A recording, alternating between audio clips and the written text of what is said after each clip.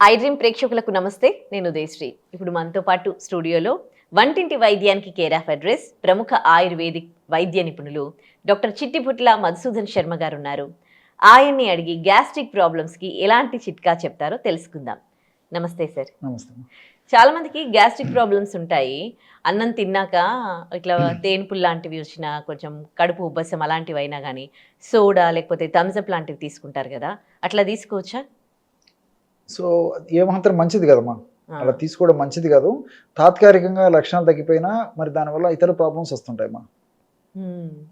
మొత్తానికి అంటే బిర్యానీతో పాటు చాలా మంది థమ్స్అప్ తీసుకుంటారు కదా, అది అంటే డైజెషన్ అవుతుంది అని అంటారు థమ్స్అప్ తీసుకుంటే?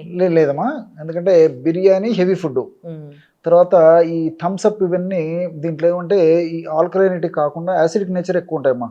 దీంట్లో రకరకాలైనటువంటి పదార్థాలన్నీ కలుపుతారు కాబట్టి తాత్కాలికంగా కంఫర్టబిలిటీ ఉన్నప్పటికీ లాంగ్ టర్మ్లో ఆ విధంగా వాడుకోవడంలో అనేక రకాల ఇతర ఇబ్బందులు కూడా వస్తాయి. కాబట్టి అది ఏమాత్రం ఆరోగ్యదాయకమైనటువంటి విషయం అయితే కాదమ్మా.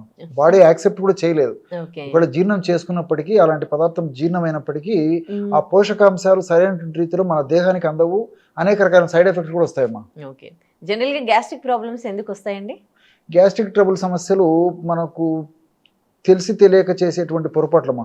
అంటే స్పైసీ ఫుడ్ ఎక్కువ తీసుకోవడము, టయానికి ఆహారం తీసుకోకపోవడము, నీళ్లు తక్కువగా తాగడము, రాత్రిపూట లేట్ అవర్స్లో పడుకోవడము, రాత్రిపూట లేట్ అవర్స్ ఫుడ్ తీసుకోవడము, fast foods, junk foods, bakery foods ఇలాంటివన్నీ తీసుకుంటుండడము, ఇలాంటి వివిధ రకాల కారణాల రీత్యా, అదేవిధంగా కాఫీ టీలు ఎక్కువగా సేవిస్తుండడము, అదేవిధంగా స్మోకింగ్, లిక్కర్స్ ఇలాంటివి ఎక్కువ తీసుకోవడం, ఇవన్నీ కూడా ప్రత్యక్షంగా పరోక్షంగా ఈ గ్యాస్ట్రిక్ ట్రబుల్ సమస్యలు కారణం అవుతుంటాయమ్మా. అంటే మనం ఎన్ని సమస్యలు డిస్కస్ చేసినా అందులో మెయిన్ ప్రాబ్లం లైఫ్ స్టైల్ డిసార్డర్సే. లైఫ్ స్టైల్ మార్చుకుంటే ఏ అనారోగ్య సమస్యలు రావేమో అనిపిస్తుంది. ఎగ్జాక్ట్లీ. సో ఇప్పుడు గ్యాస్ట్రిక్ ప్రాబ్లమ్స్లో ఒక్కొక్కరికి ఒక్కొక్క సిమ్టమ్ ఉంటుంది. కొంతమందికి కడుపు ఉబ్బసం ఉంటుంది, కొంతమందికి పుల్లటి తేన్పులు వస్తూ ఉంటాయి. సో ఇవన్నింటికి ఎలాంటి సిమ్టమ్స్ ఉన్నా కానీ రెమెడీ మాత్రం ఒకటే ఉంటుందా? ఇంచుమించమ్మా, కొన్ని మాత్రం స్పెసిఫిక్ ఉంటాయమ్మా. ఫర్ ఎగ్జాంపుల్, కొంతమందికి గ్యాస్ట్రిక్ ట్రబుల్ సంబంధించినటువంటి సమస్యల్లో మంట అనేటువంటి లక్షణం ప్రధానంగా ఉంటుందమ్మా. మిగతావి చాలా అల్పం, ఆల్మోస్ట్ నెగ్లిజిబుల్ అని చెప్పొచ్చు. విపరీతమైన మంట. సో కడుపులో మంట ఉండొచ్చు, గొంతులో మంట ఉండొచ్చు, ఈవెన్ మూత్రము మలము విసర్జన చేసే టైంలో కూడా ఆ యొక్క ప్రభావం చేత మంట ఉండేటువంటి పరిస్థితి కొంతమందికి ఉంటుంది. ఆ యొక్క మంట ప్రభావం చేత నాలుక నోటు పూత వస్తుంటుందమ్మా. నాలుక మీద ఏదైనా పెట్టుకున్న మంట ఉంటుంది.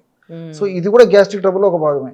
సో ఇట్లా ఉన్నప్పుడు ఏమంటే స్పెసిఫిక్గా ఒక రకమైనటువంటి మెడిసిన్ వాడుకోవడం వల్ల చాలా చక్కటి ప్రయోజనం జరుగుతుంది. కాబట్టి అన్ని గ్యాస్ట్రిక్ ట్రబుల్ సమస్యలకి యూనివర్సల్గా ఒక మందు అనే దానికంటే కూడా గ్యాస్ట్రిక్ ట్రబుల్ సమస్యకు సంబంధించినటువంటి లక్షణాలను బట్టి మందు వాడుకోవడం మొదటిది. కొన్ని మాత్రం యూనివర్సల్గా అన్ని లక్షణాలకు గ్యాస్ట్రిక్ ట్రబుల్ సంబంధించినటువంటి అన్ని సమస్యలు కలిపి కూడా మందులు ఉన్నాయమ్మా. అలాంటి మందులు చాలా తక్కువ ఉంటాయి అన్నమాట. సో ఆయుర్వేద వైద్య విధానంలో ప్రత్యేకత ఏంటంటే, సో దేహ ప్రకృతిని అనుసరించి, లక్షణాలను అనుసరించి, ఇతర అనుబంధ పరిస్థితులను అనుసరించేసి ఔషధాన్ని ఎంపిక చేసి ఇచ్చినప్పుడే మంచి రిజల్ట్ వస్తుంది. ఇప్పుడు మీరు అన్నట్లు, ఇప్పుడు ఇంతకుముందు నేను చెప్పినట్లు మంట అనేటువంటి లక్షణం ఉందనుకోండి, అతిమధురం అనేటువంటి ఔషధం ప్రధానంగా ఉన్నటువంటి ఆ యొక్క ఔషధాన్ని వాడుకున్నట్లయితే చాలా త్వరగా తగ్గిపోతుందమ్మా గ్యాస్ట్రిక్ ట్రబుల్ సమస్యలో ఉన్నటువంటి మంట అనేటువంటి లక్షణం. ఈ అతిమధురం చాలా తీపుగా ఉండేటువంటి ఒక పదార్థం, ఒక చెట్టు వేరు యొక్క పౌడర్ అనమాట, మనకు మార్కెట్లో దొరుకుతుంది. అదేవిధంగా ఏలాచి కూడా మరి శీతల ద్రవ్యం కాబట్టి కడుపులో మంట అనేటువంటి లక్షణాన్ని తగ్గించేందుకు ఏలాచి ఉపయోగపడుతుంది. అదేవిధంగా కొన్ని రకాల క్షారాలు ఉంటాయమ్మా, యోగక్షారము, సజ్జక్షారము, ఇట్లాంటి కొన్ని రకాల క్షారాలు కూడా ఏం జరుగుతాయంటే మంటను తగ్గిస్తాయి. అంటే మన దేహంలో ఆమ్లం ఉత్పత్తి ఎక్కువగా జరిగినప్పుడే మనకి మంట అనేటువంటి లక్షణం వస్తుంటుంది. మనం బయట నుంచి క్షారాలు ఇస్తాం, క్షారం ఆమ్లం ఏమవుతుందమ్మా, న్యూట్రలైజ్ అయిపోతుంది. లోపల యాసిడ్ ఉత్పత్తి అయినప్పుడు బయట నుంచి మనం క్షారాన్ని ఇస్తున్నాం. సో ఆమ్లము క్షారం కలిపేసి న్యూట్రలైజ్ అయిపోతుంది, అంతే కదమ్మా. సో ఈ పద్ధతిలో వాడుకోవాల్సి వస్తుందమ్మా. ఓకే, సో ఫైనల్ గా ఇప్పుడు దీనికి మీరు చెప్పే రెమెడీ ఏంటి?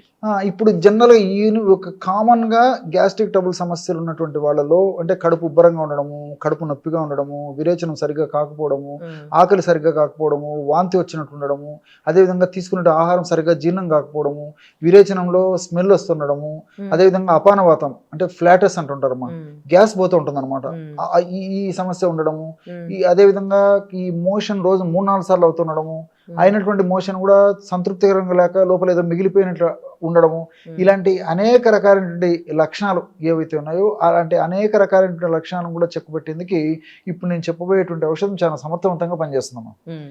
కేవలం 3 పదార్థాలు. సో వామును వేయించి చేసినటువంటి చూర్ణం ఒక 100 గ్రాములు తీసుకోవాలి. వాము తెలుసు కదమ్మా, అజవాయిన్, ఓమం అనేటువంటి పేరుతో పిలుస్తుంటారు అనమాట.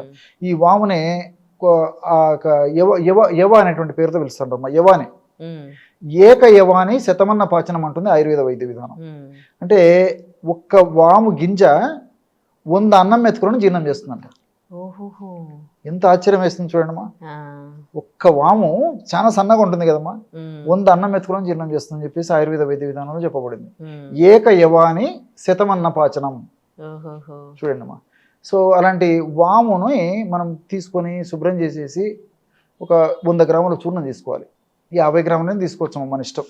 సో అదేవిధంగా సోంపమ్మా, సోంపు గింజలని శుభ్రం చేసేసి కాస్త వేయించేసేసి, వామును కూడా అలాగే వేయించాలి, వేయించేసి చూర్ణం చేసుకోవాలి. సోంపు గింజను కూడా వేయించేసి చూర్ణంలాగా తయారు చేసేసుకొని ఆ యొక్క చూర్ణాన్ని కూడా ఒక 100 గ్రాములు తీసుకోవాలి. అంటే దీని మీనింగ్ ఏంటంటే వాము చూర్ణం ఎంత తీసుకున్నామో సోంపు గింజల చూర్ణం అంతే తీసుకోవాలన్నమాట. చివరగా సైంధవ లవణం, దీన్ని రాక్ సాల్ట్ అనేటువంటి పేరుతో పిలుస్తుంటారు అమ్మా. మనకు మార్కెట్లో దొరుకుతుంది, తర్వాత గడ్డల రూపంలో దొరుకుతుంది, పొడి రూపంలో దొరుకుతుంది. సో సైంధవ చూర్ణం కూడా ఒక 20 గ్రామ్స్ అవసరం అవుతుంది. ఈ 3 పదార్థాలు కలిపివ్వడం వల్ల బ్రహ్మాండమైనటువంటి గ్యాస్ట్రిక్ ట్రబుల్ సమస్యకు సంబంధించినటువంటి ఔషధం రెడీ అయిపోతుంది. చాలా అద్భుతంగా పనిచేస్తుందమ్మా. సో మరి విడివిడిగా ఈ విధంగా తయారు చేసుకోవడం కష్టంగా ఉండి, టైం లేకపోవడము, మరో కారణం ఓపిక లేకపోవడం ఇవి ఉన్నప్పుడు ఈ 3 పదార్థాలు అంటే వామును వేయించాలి, అదేవిధంగా సోంపు గింజలను వేయించాలి, అందులో ఈ యొక్క సైంధవనం కలిపేసి మిక్సీలో వేసేసి ఒక్కసారి మిక్సీ పెట్టేసేయచ్చు. మిక్సీ పెట్టేసి జల్లించేసేసి ఆ యొక్క చూర్ణాన్ని ఒక గాసీసారు నిల్వ ఉంచుకున్నా కూడా మనం ఔషధంగా వాడుకోవచ్చు. ఎలా వాడుకోవాలంటే రోజు ఉదయం ఆహారం తర్వాత, రాత్రి ఆహారం తర్వాత ఒక 10 నిమిషాలు ఆగిన తర్వాత ఒక కప్పు లేదా ఒక 100 ml పల్చటి తాజా మజ్జిగ తీసుకొని అందులో ఒక 1/2 టీ స్పూన్ ఒక పొడి కలిపేసి తీసుకోవాలి. ఇంతే. పల్చటి మజ్జిగ గది ఉష్ణోగ్రత ఉన్నటువంటి మజ్జిగమ్మ, ఫ్రిడ్జ్ నుంచి తీసినటువంటి వెంటనే కూడా వాడకూడదు. మళ్ళీ గది ఉష్ణోగ్రత వద్ద ఉన్నటువంటి ఆ మజ్జిగ టెంపరేచర్ ఏదైతే ఉందో అలాంటి మజ్జిగ పల్చగా ఉండాలి, తాజాగా ఉండాలి.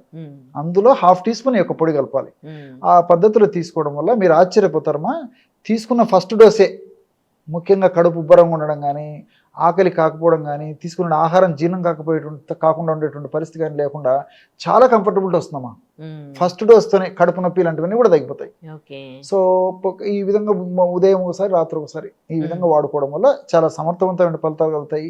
ఇంకోటి ఏంటంటే కొంతమందికి ఎలాంటి సమస్యలు ఉండవమ్మా. సో సందర్భాన్ని బట్టి మరి ఆ యొక్క పరిస్థితిని బట్టి హెవీ ఫుడ్ తీసుకుంటారు. ఫంక్షన్లో పోవడం కానీ, లేకపోతే ఏదైనా జర్నీలో ఉన్నప్పుడు కానీ, లేకపోతే ఇంకొక కార్యక్రమం కానీ, పండగను పబ్బము ఏదైనా జరిగినప్పుడు కానీ జనరల్గా హెవీ ఫుడ్ తీసుకుంటారు. అలాంటి సందర్భాల్లో ప్రాబ్లమ్స్ వస్తుంటాయి.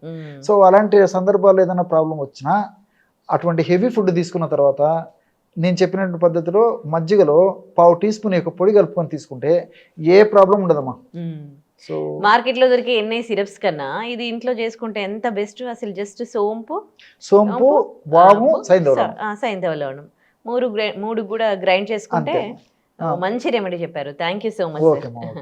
And for more videos, please subscribe to iDream channel. Subscribe to iDream Media. Please subscribe to iDream. Please subscribe to iDream. Please subscribe iDream. And please subscribe to iDream.